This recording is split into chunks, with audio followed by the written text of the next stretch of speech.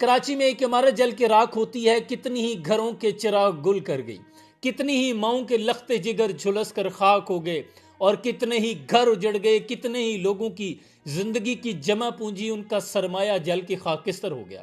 لیکن حکومت کا صرف وہی گھسا پٹا طرز عمل کہ جانی نقصان ہونے والوں کو اتنی امداد دی جائے گی اور مالی نقصان ہونے والوں کو اتنی امداد دی جائے گی، اور جن کے زخمی ہوئے ہیں ان کو اتنے لاکھ دیے جائیں گے۔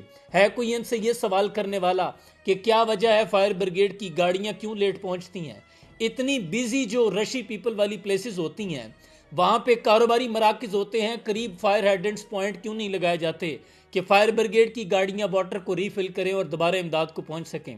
ہے کوئی گورنمنٹ سے یہ سوال کرنے والا کہ اتنی بڑی بلڈنگز کیسے اپروو ہو جاتی ہیں جہاں کوئی ایمرجنسی ایگزٹ نہیں ہوتا، وہاں سموک ڈیٹیکٹر نہیں ہوتے، وہاں آگ بجھانے کے آلات آپریشنز کے ٹولز موجود نہیں ہوتے؟ کب تک ہمیں صرف امداد کا چورن بیچتے رہو گے؟ کب تم اداروں کو، اتھارٹیز کو ریگولیٹ کرو گے؟ کب وہ ایکٹیو ہو کر، کرپشن سے پاک ہو کر اپنا کام کریں گی؟ برباد گلستان کرنے کو بس ایک ہی الو کافی تھا، ہر شاخ پہ الو بیٹھا ہے، انجام گلستان کیا ہوگا؟ خدا کے لیے ان پر تھوڑا سا ترس کھا لیں۔ کب تک قیمتی جانیں ضائع ہوتی رہیں گی؟ پوری دنیا پر نظر دوڑا کے دیکھیں، وہاں لوگ جانوروں کی جان بھی ضائع نہیں ہونے دیتے، اور ایک میرا وطن ہے جہاں پہ آپ کی جان کی قیمت صرف اعداد و شمار ایک نمبر سے بڑھ کر نہیں ہے۔